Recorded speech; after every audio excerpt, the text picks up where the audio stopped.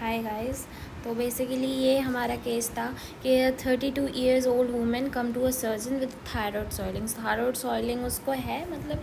And वो मैंने बताया था कि वो the patient appear euthyroid pallor and icterus was absent. ठीक है, तो pallor icterus absent, lymphadenopathy present थी, सॉइलिंग जो थी थायराइड की वो 3 सेंटीमीटर साइज़ की थी एंड वो फर्म एंड इमोबाइल। ठीक है, वो फर्म है और कैसी है, इमोबाइल है। अब बायोप्सी ऑफ द सोइलिंग, बायोप्सी करवाई और बायोप्सी में हमें ये सामा बॉडीज और एनानाई न्यूक्लियस मिला। अब हमारा ट्रीटमेंट, हमें सर्जरी करनी है तो हमें कितनी सर्जरी करनी होगी, कैसी सर्जरी करनी होगी, वो भी बात हमें पता होनी चाहिए।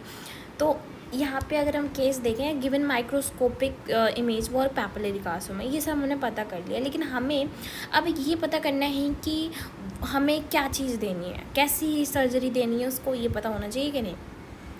तो डिफ्रेंशिएटेड थायराइड कैंसर, ये DTC का फुल फॉर्म है कि लो रिस्क में है कि वो हाई रिस्क में है। लो रिस्क में है, लो रिस्क में कब होता है, लो रिस्क में हमें क्या देना है, हेमीथायरॉयडक्टमी। क्या, हेमीथायरॉयडक्टमी। लो रिस्क वो होता है जिसमें लिम्फ नोड्स इन्वॉल्व नहीं है, लिम्फ नोड्स इन्वॉल्व नहीं है। अगर लिम्फ नोड्स इन्वॉल्व नहीं है तो लो रिस्क है, और 5 कैरेक्टर और उसमें होने चाहिए, वो होता है less than 40 years, unifocal lesion, सिर्फ एक लीजन हो, साइज़ 1 to 4 सेंटीमीटर, मतलब उससे कम, 4 सेंटीमीटर से कम, 1 2 3 4 तक होना चाहिए। ना ही उसका लिम्फोवेस्कुलर इन्वेशन है, ना ही कैप्सुलर लीजन है। मतलब आपको तब क्या करना है, हेमीथायरॉयडक्टमी करनी है। मतलब लिम्फ नोड, उसके लिम्फ जो बेसिकली इसमें क्या होता है कि जो इन्वेजन होता है वो लिम्फ नोड मेटास्टेसिस होता है, मतलब लिम्फ नोड के थ्रू मेटास्टेसिस होता है, तो वो नहीं है अभी। अगर वो नहीं है तब आप हेमीथायरॉयडक्टमी दे दोगे। ये चीज़ मैंने शायद आपकी क्लियर नहीं की होगी, तो मैं इसमें बता देती हूँ कि बेसिकली यहाँ पे लिम्फ नोड इन्वेजन होता है, वेरी वेरी इंपॉर्टेंट पॉइंट। ठीक है, लिम्फ नोड इन्वेजन होता है, लिम्फ नोड इन्वेजन होता है। ठीक है, तो इसमें लिम्फ नोड इन्वेजन होता है, थोड़ा सा मैं आपको दिखा देती हूँ। ठीक है, तो यहाँ पे अगर आप देखना चाहो,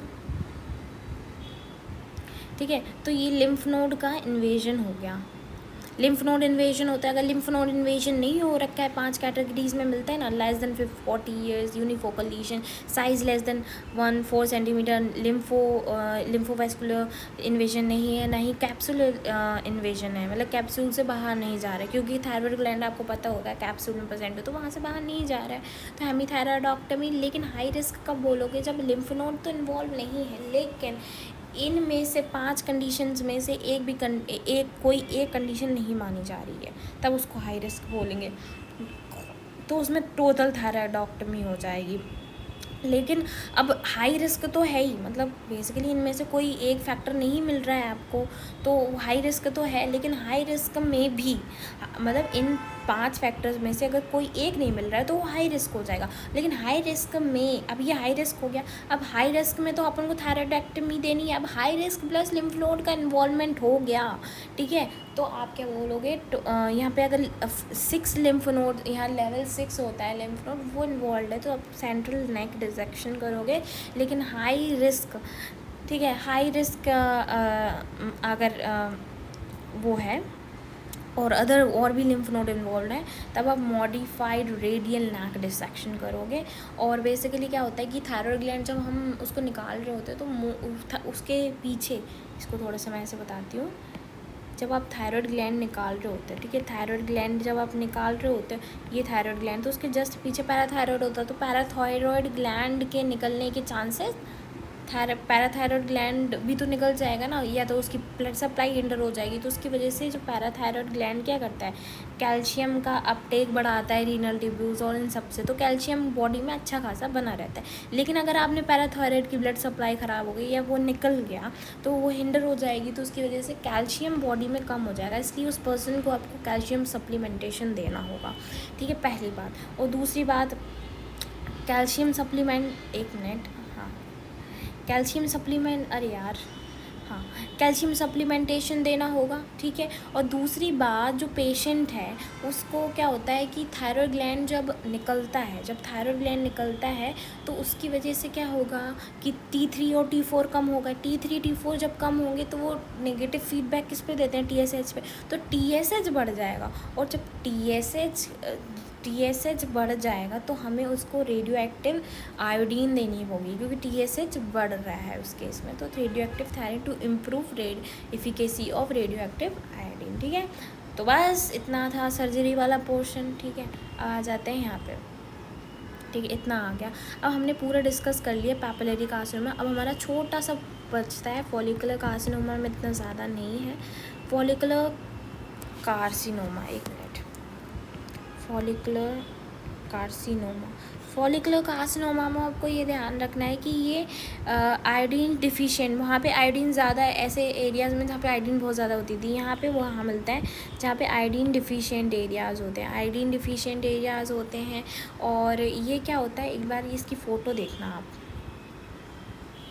ये देखो आप कि यहाँ पे क्या है, ये इस तरह से नोड्यूल के फॉर्म में देखो आप, एक सॉलिटरी थायराइड का नोड्यूल प्रेजेंट है यहाँ पे। ये देखो, ये जो लाइट येलो कलर का है ना, ये लाइट येलो कलर का ये जो नोड्यूल्स दिख रहे हैं, कुछ हेमरेजिक पार्ट भी दिख रहे हैं। तो ये जो पार्ट है, अगर आपको इस तरह से मॉर्फोलॉजिकली थायराइड ग्लैंड में मिलते हैं, तो ये कौन सा हो गया, फॉलिकुलर हो गया। ठीक है, इसमें क्या होता है, बेसिकली ये कैप्सूल के नीचे होता है, कैप्सूलर इन्वेजन होता है। देखो कैसे, ये थायराइड ग्लैंड है, ये इसका कैप्सूल है। ठीक है, तो कैप्सूल से इन्वेड करता है इस तरह से, ये देखो ये कैप्सूल को इन्वेड कर रहा है, तो कैप्सूलर इन्वेजन मिलता है। और इसका क्या मिलता है, वैस्कुलर। ठीक है, और ये इसमें कैप्सूलर इन्वेजन मिलता है और दूसरा पॉइंट जो मिलता है, कैप्सूल इन्वेजन और वैस्कुलर इन्वेजन मिलता है। मतलब यहाँ पे लिम्फ नोड की तरह इन्वेज नहीं करेगा, मतलब ये लिम्फ नोड के थ्रू ये इन्वेड नहीं करेगा, मेटास्टेसिस नहीं करेगा, वैस्कुलर होगा। मतलब कौन सा बताओ, बेसिकली हेमाटोजीनस रूट। ठीक है, वैस्कुलर इन्वेजन होगा। ठीक है, और बेसिकली हमने ये सारी बात कर दी। और ये mean age of presentation 50 years के लगभग में होता है।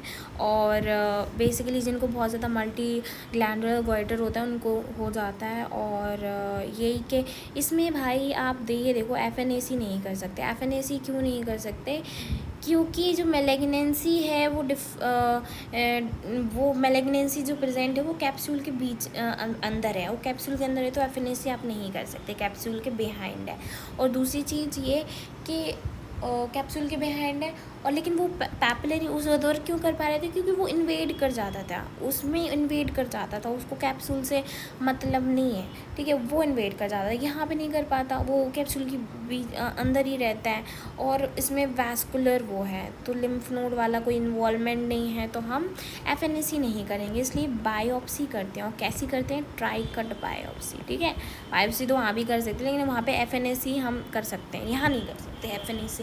ठीक है, ट्राई कट बायोप्सी करते हैं, जिससे हम कंफर्म कर सकते हैं, टू कंफर्म मैलिग्नेंसी को कंफर्म करने के लिए ट्राई कट बायोप्सी करते हैं। और जो हम इसके बारे में और डिस्कस करते हैं, हाँ, तो इनकैप्सुलेटेड होता है बेसिकली, ये आपको मैंने दिखाई दिया कि ये देखो कैप्सूल के अंदर ही रहेगा। सॉलिटरी ट्यूमर होता है जो कि कैप्सूल के अंदर रहता है, इनकैप्सुलेटेड होता है। ठीक है, और दूसरी बात, हाँ, सबसे इम्पोर्टेंट यहाँ पे आ जाओ बात करने कि यहाँ पे आप थायराइड ग्लैंड देख रहे हो। ठीक है, थायराइड ग्लैंड में आपको थोड़ा थोड़ा कहीं पे ये देखो ये फॉलिकल्स हैं, ये फॉलिकल्स हैं, sheet of cells devoid of colloid. ठीक है, ये इनमें कॉलर होना चाहिए था, थायराइड ग्लैंड में तो ऐसा ही होता है कि कॉलर होना चाहिए, पर कहीं कहीं यहाँ पे आप देखोगे कॉलर है ही नहीं। देखो कहीं पे अगर मैं दिखाऊँ आपको, कहीं दिखा पाऊँ तो कोई यहाँ पे कोई, मतलब बेसिकली कोलाइड कहीं कहीं है और कोलाइड कहीं कहीं है, कहीं कहीं नहीं है। तो बेसिकली यूनिफॉर्म ऐसे एक लाइन होती है, यूनिफॉर्म माइक्रोफॉलिकल जो sheet of cells devoid of colloid. ठीक है, और tumour thrombus with middle thyroid jugular vein may be seen at the time. ये सब तो छोड़ो, एक इम्पॉर्टेंट यहाँ पे बात कर देते हैं कि सीरम थायरोग्लोबुलिन लेवल जो होते हैं वो मॉनिटर करते हैं बेसिकली कि वो ट्यूमर रिकर कर सकता है कि नहीं कर सकता है। सीरम थायरोग्लोबुलिन के लेवल से हम रिकरेंस पता कर सकते हैं। ठीक है, और इसका प्रोग्नोसिस इतना अच्छा नहीं है जितना पैपिलरी का है। ये डिपेंड करता है कि वो इन्वेड कितना किया है, मेटास्टेसिस कितना किया है, उस पर डिपेंड करता है पैपिलरी कार्सिनोमा का। बस इतना सा है। और मेटास्टेसिस आपको पता है दोनों का बोन में हो रहा है, तो बोन में ऑस्टियोलाइटिक होगा कि ऑस्टियोब्लास्टिक होगा। मेटास्टेसिस ये ऑस्टियोलाइटिक होगा या ऑस्टियोब्लास्टिक होगा, ठीक है। ऑस्टियोलाइटिक या ऑस्टियोब्लास्टिक, तो आप याद रखो कि ऑस्टियोलाइटिक सारे होते हैं। ऑस्टियोलाइटिक मतलब बोन को तोड़ देगा, और ब्लास्टिक मतलब बोन को बनाएगा, ठीक है। ऐसा मेटास्टेसिस जो बोन को बनाए बोन को तोड़े, कौन सा होगा बताओ? ये सारे थायराइड कार्सिनोमा होते हैं एक्सेप्ट मेडुलरी कार्सिनोमा। यहाँ पे ऑस्टियोब्लास्टिक में मेडुलरी कार्सिनोमा आ जाएगा। ये क्वेश्चन बन जाता है। एक डिफरेंशिएशन कर लेते हैं पैपिलरी का और फॉलिकुलर का। अगर मैं आपसे पूछूं कि इंसिडेंस तो पैपिलरी ज़्यादा होता है, ये कम होता है। और पास्ट हिस्ट्री क्या होता है, पैपिलरी में क्या होता है, रेडिएशन का एक्सपोजर होता है, ठीक है। और इसमें मतलब कोई इसकी को लॉन्ग स्टैंडिंग गोइटर है, ठीक है, मल्टी नोडुलर गोइटर, तो उसको होने के चांस होते हैं। पास्ट हिस्ट्री थोड़ा अच्छे से लिख देती हूँ, है ना। राइटिंग तो अच्छी, बस लिखती ही नहीं हूँ। लिखने को तो मैं बहुत अच्छी राइटिंग लिखती हूँ। रिस्क फैक्टर क्या है इसका? रिस्क फैक्टर क्या है?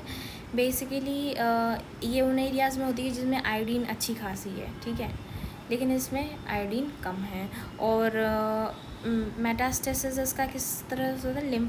लिम्फैटिक, इसमें हेमाटोजीनस, ठीक है। और डायग्नोसिस बाय FNAC, यहाँ बाय FNAC यूज़फुल होती है, यहाँ नहीं होती है। और प्रोग्नोसिस की बात करें, ये इसका अच्छा है, इसका नहीं है, ठीक है।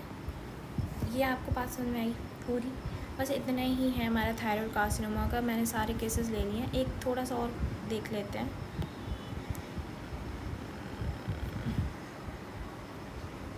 ये क्या से क्या हो गया, एक्चुअली एक देख लेते हैं, 1 मिनट। तो बेसिकली हम क्या बात कर रहे थे? केस की बात कर रहे हैं। यहाँ पे आप पढ़ो एक केस।